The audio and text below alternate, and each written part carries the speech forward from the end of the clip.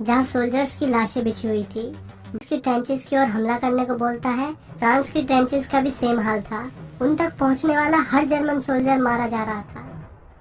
इसके बाद German soldiers को दफनाया जा रहा होता है, लेकिन दफनाने से पहले उनके कपड़े निकाल दिए जाते और उन कपड़ों को धोकर नए जैसा करके नए सोल्जर्स को दे दिया जाता था।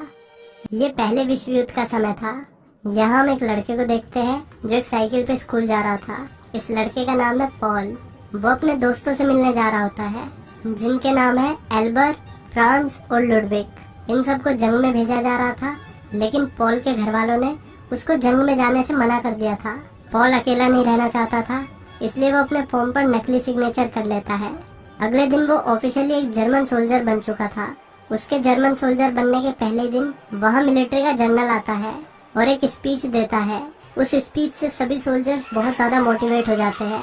इसके बाद सबको यूनिफॉर्म दी जाती है। यूनिफॉर्म पहन लेते हैं और मार्चिंग करते हुए वेस्टर्न फ्रंट की तरफ बढ़ने लगते हैं। वेस्टर्न फ्रंट कुछ ही देर में सब सोल्जर्स जर्मन कैंप पहुंच जाते हैं।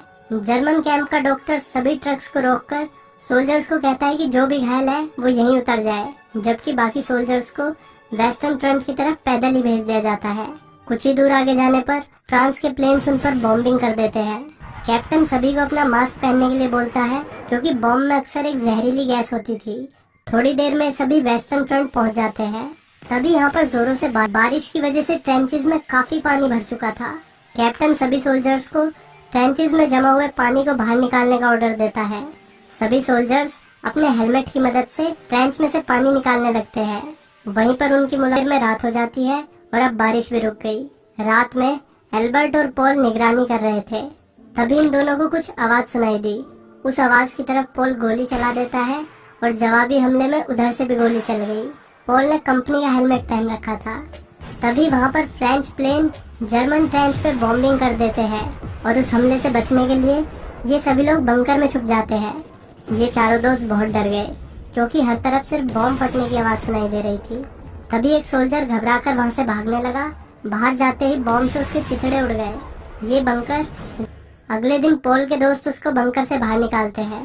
पॉल काफी लेफ्टिनेंट ने आके पॉल को एक बैग दिया और उसको सभी मरे हुए सोल्जर्स के आइडेंटिफिकेशन टैग जमा करने के लिए कहा। तभी पॉल लाशों से टैग्स जमा करने लगता है। उसी दौरान उसको अपने दोस्त लुडविक का चश्मा मिल जाता है। वो लुडविक को ढूंढने लगा। फिर कुछ ही दूरी पर उसको लुडविक की लाश मिलती है। ये देखकर पॉल बहुत रोया, वापस काम पे लग गया। फिर इसी तरह काफी वक्त गुजर गया और अब हमें 7 नवंबर 1918 का टाइम दिखाया जाता है। यहाँ हमें एक जर्मन ऑफिसर इर्सबर्गर दिखाया जाता है। उसका कहना था कि अगर और ज्यादा जंग चली तो जर्मनी पूरी तरीके से बर्बाद हो जाएगा। वो इस जंग को रोकना चाहता था। इसी बारे में बात करने के लिए वो जर्मनी के सुपीरियर ऑफिसर्स के पास जाता है। उधर फ्रंट पर पॉल और उसके दोस्तों को पॉल के साथ कैट भी था। ये दोनों अब अच्छे दोस्त बन गए थे। फिर एक दिन यही काम करते करते कुछ फ्रेंच लड़कियां कैंप के पास से गुजर रही थी। फ्रांस उन लड़कियों से बातें करने लगता है और उन्हीं के साथ चला जाता है। फिर एक दिन एक पोस्टमैन कैंप में चिट्ठियां लेकर लेता है। उसने अपनी चिट्ठी पॉल को दे दी, क्योंकि उसे पढ़ना नहीं आता था। ये लेटर कैट की वाइफ ने उसके इंतजार में लिखा था। ये सुनकर कैट काफी दुखी हो गया। रात में कैंप में फ्रांस वापस लौट आया। वो अपने साथ अपनी गर्लफ्रेंड का स्कार्फ भी लेकर आया था। फ्रांस वो स्कार्फ पॉल को दिखाता है। उस स्कार्फ की महक से सभी ने फ्रांस की गर्लफ्रेंड को इमेजिन कर लिया। सुबह पॉल और उसके दोस्त को मिशन पे भेज दिया गया। उन्हें 70 नए भर्ती हुए सोल्जर्स को ढूंढना था, जो बॉम्बिंग के दौरान लापता हो गए थे। कुछ ही देर में इनको उन सब लापता हुए सोल्जर्स की लाशें मिल गई थी। उनकी मौत बॉम्ब से निकलने वाली जहरीली गैस से हुई थी। अब जर्मन ऑफिसर्स फ्रेंच ऑफिसर्स से मिलने के लिए जा रहे थे, क्योंकि हर रोज कई जर्मन सोल्जर्स मारे जा रहे थे और इस सब की वजह से जर्मनी बर्बाद हो रहा था। इसलिए अब इस जंग को रोकना बेहद जरूरी था। रात में एक ऑफिसर कैंप में आकर सब सोल्जर्स को उठाता है और वेस्टर्न फ्रंट पे चलने के लिए कहता है। वो सभी फिर उसी जगह पर आ जाते हैं जहाँ पर पॉल और उसके दोस्त पहले आए थे, यानी कि वो ट्रेंच। इधर जर्मन ऑफिसर्स और फ्रेंच ऑफिसर्स की मुलाकात होती है, जहाँ इर्सबर्गर उन्हें बताता है कि जर्मनी जंग में सरेंडर करना चाहता है, क्योंकि उनके हजारों सिपाही जंग में मारे जा चुके थे। जर्मनी उनकी सारी शर्तें मानने के लिए भी तैयार था। फ्रेंच ऑफिसर्स इस बारे में सोचने के लिए 3 दिन का समय लेते हैं, जो कि इर्सबर्गर के हिसाब से बहुत ज्यादा था। इधर सभी जर्मन सोल्जर्स फ्रेंच सीमा की तरफ बढ़ते हैं। दोनों तरफ से बहुत फायरिंग और बॉम्बिंग हो रही थी। कुछ देर में जर्मन सोल्जर्स फ्रेंच सोल्जर्स के फ्रंट में पहुंच जाते हैं। पॉल और कैट एक बंकर में पहुंच गए जहां बहुत सारा खाना था। वो एक खाने वाले थे कि इन्हें महसूस होता है कि बंकर हिल रहा है, इसलिए वो सब बाहर आ जाते हैं। बाहर आते ही वो देखते हैं कि सामने से फ्रेंच टैंक्स आ रहे हैं। जर्मन्स ने टैंक्स को रोकने के लिए उन पर फायरिंग शुरू कर दी, पर इसका कोई फायदा नहीं हुआ। जब टैंक्स ने बॉम्बिंग शुरू करी तो मजबूरन सभी जर्मन सोल्जर्स को पीछे हटना पड़ता है। फ्रेंच टैंक्स के अलावा वहाँ बहुत सारे फ्लेम थ्रोअर भी थे जो जर्मन सोल्जर्स को जला के मार रहे थे। ये नज़ारा देखकर पॉल, कैट और बाकी सोल्जर्स पीछे हटने लगे।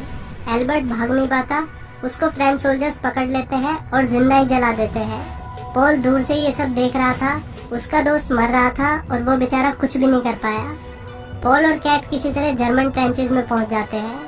फ्रांस वालों का हमला इतना बड़ा था कि जर्मन सोल्जर्स को अपने ट्रेंचेस को भी पीछे छोड़ना पड़ गया था। इन पर हवाई हमला भी शुरू हो चुका था। इस हमले के दौरान पॉल एक गड्ढे में गिर जाता है। वहाँ एक फ्रेंच सोल्जर पॉल को मारने वाला था कि उस पर बॉम्ब गिर गया और वो भी गड्ढे में आ गिरा। पॉल ने उस पर चाकू से लगातार वार किए, उसके बावजूद भी वो फ्रेंच सोल्जर नहीं मरा, बल्कि वो सोल्जर तड़पता रहा। पॉल ने उसके मुंह में मिट्टी भर के उसका मुंह बंद करने की कोशिश की, लेकिन फिर भी वो तड़पता रहा और उसकी आवाज पॉल से बर्दाश्त नहीं हो रही थी। उस फ्रेंच सोल्जर को तड़पता देखकर पॉल को उस पर तरस आने लगा। वो उस फ्रेंच सोल्जर के मुंह से मिट्टी हटाकर उसको पानी पिलाता है। वो उसका खून रोकने की भी कोशिश करता है, लेकिन बहुत सारा खून बह जाने की वजह से वो आखिरकार मर जाता है। उसकी जेब में पॉल को कुछ लेटर्स और फोटो मिलती है। उस फोटो में उस सोल्जर की वाइफ और बेटी थी। ये देखकर पॉल का दिल बैठ गया।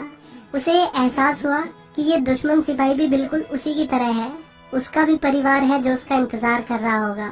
पॉल को लगा कि उसने एक पत्नी को उसके पति से अलग कर दिया, उसने एक बेटी से उसके बाप को छीन लिया। पॉल का दर्द बयान नहीं किया जा सकता था। अब रात हो चुकी थी और माहौल भी शांत हो चुका था। पॉल लाशों के बीच से आकर जर्मन कैंप पहुंचता है। अब सब जर्मन सोल्जर्स को लग रहा था कि जंग खत्म हो चुकी है। जख्मी सोल्जर्स को भी इसी कैंप में रखा गया था। उन्हीं जख्मी सोल्जर्स में पॉल अपने साथी सोल्जर जेडन को देखता है, जिसके पैर के 2 टुकड़े हो चुके थे। जेडन अपना पैर नहीं कटवाना चाहता था क्योंकि उसे अपाहिज वाली जिंदगी नहीं जीनी थी। फिर जेडन पॉल को स्कार्फ देता है और बताता है कि फ्रांस भी मारा गया। ये सुनकर पॉल को बहुत दुख हुआ क्योंकि अब उसका कोई भी दोस्त जिंदा नहीं बचा था। फिर पॉल कैट से मिलता है। वो उसे देखकर बहुत खुश हुआ कि कम से कम एक दोस्त तो जिंदा बचा।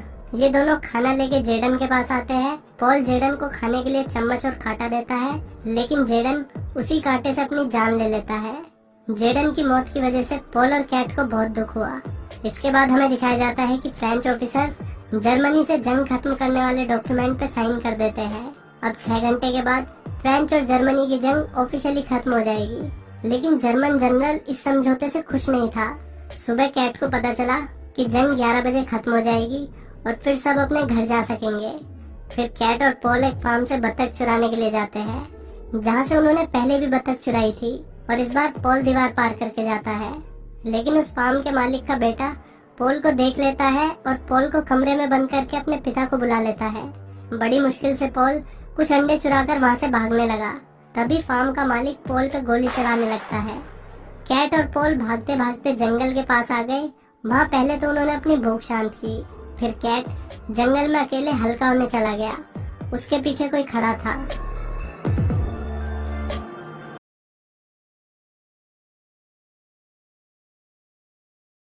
इन्होंने जिस फार्म में चोरी करी थी वो फ्रेंच सीमा में आता था। मतलब ये बच्चा फ्रेंच है जिसके मन में जर्मन्स के लिए नफरत भरी हुई है। गोली की आवाज सुन के पॉल वहाँ पहुँच गया। उसने देखा कि कैट जख्मी है। पॉल किसी तरह कैट को उठाकर कैंप ले आया। डॉक्टर ने उसे बताया कि इसकी मौत तो पहले ही हो चुकी है। पॉल को डॉक्टर की बात पे विश्वास नहीं हुआ। वो यही कहता रहा कि ये अभी तो मुझसे बात कर रहे थे। इसके बाद जर्मन जनरल सभी सोल्जर्स को एक जगह पर इकट्ठा करता है। वो उनको बोलता है कि हम सब घर तो जाएंगे, लेकिन ऐसे नहीं, बल्कि हम जंग जीत के घर जाएंगे। यानी 11 बजे से पहले वो फ्रेंच ट्रेंच पर हमला करने वाले थे। ये सुनकर पॉल और भी दुखी हो जाता है। अब उसके अंदर वैसे भी मौत का डर खत्म हो चुका था। बहुत से सोल्जर्स ने लड़ने से मना कर दिया तो उनको गोली मार दी गई और बाकी सोल्जर्स को जबरदस्ती वेस्टर्न फ्रंट में लड़ने के लिए भेज दिया गया। दूसरी तरफ फ्रेंच सोल्जर्स 11 बजने का शांति से इंतजार कर रहे थे। 11 बजने में सिर्फ 15 मिनट बाकी थी, तभी जर्मन सोल्जर्स फ्रेंच ट्रेंचेस पे हमला कर देते हैं। बदले में फ्रेंच सोल्जर्स भी जर्मन सोल्जर्स पर फायरिंग करने लगे। इसी बीच पॉल और एक फ्रेंच सोल्जर की फाइट शुरू हो जाती है। ये दोनों लड़ते लड़ते एक बंकर में गिर गए। वह एक फ्रेंच सोल्जर पीछे से अपनी बंदूक को पॉल के आर पार कर देता है और उसी वक्त 11 बज जाते हैं और जंग रुक जाती है। पॉल बंकर से बाहर आकर बैठ गया और अपनी मौत का इंतजार करने लगा। इसके बाद एक जर्मन सोल्जर को आइडेंटिफिकेशन टैग जमा करने के लिए बोला जाता है। टैग जमा करते हुए उसको पॉल मिला, जो कि अब मर चुका था। वो सोल्जर पॉल के हाथ से वो स्कार्फ लेकर खुद पहन लेता है। जंग खत्म होने के बावजूद भी जर्मन